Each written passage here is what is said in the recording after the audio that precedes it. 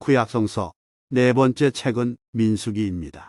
이 책은 이스라엘 백성이 약속의 땅으로 가는 길이 있을 때의 이야기를 계속 다룹니다. 이 책은 이스라엘 백성이 처음 여정을 시작할 때와 마지막에 두 차례 인구조사를 한 것에서 그 이름을 따옵니다.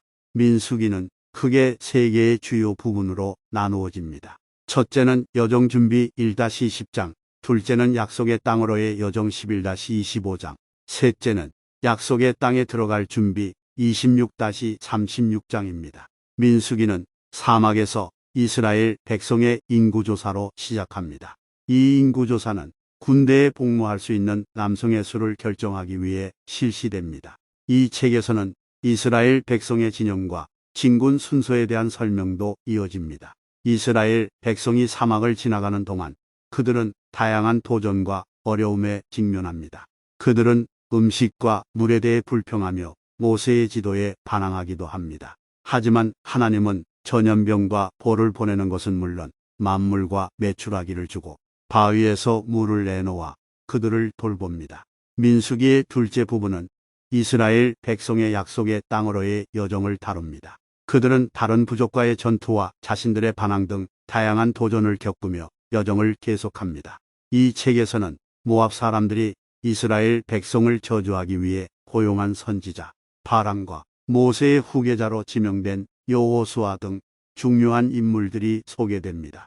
민수기의 마지막 부분은 약속의 땅에 들어가기 위한 준비를 다룹니다.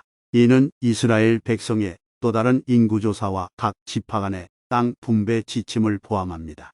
이 책은 모세의 사망과 여호수아에게 지도자의 자리를 넘기는 것으로 끝납니다.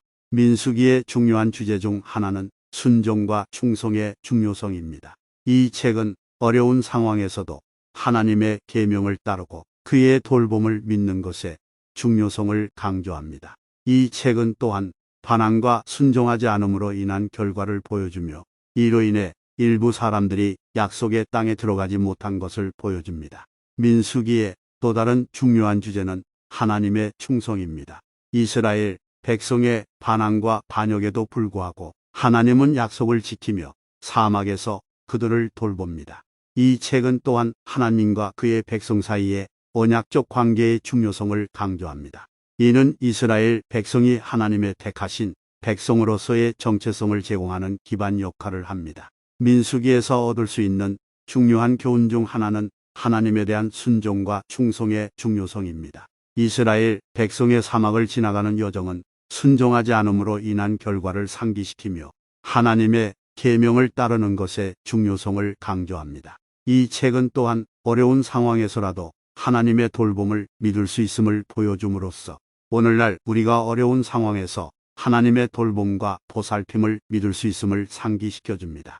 요약하면 민수기는 하나님에 대한 순종, 충성, 그리고 하나님의 돌봄을 믿는 것의 중요성을 강조하는 책입니다.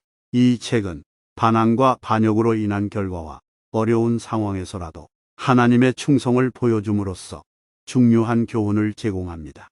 민수기에서 다루는 주제와 교훈은 오늘날에도 여전히 중요하며 우리의 삶에서도 하나님에 대한 순종과 충성, 그리고 하나님의 돌봄과 보살핌을 믿는 것의 중요성을 상기시켜줍니다.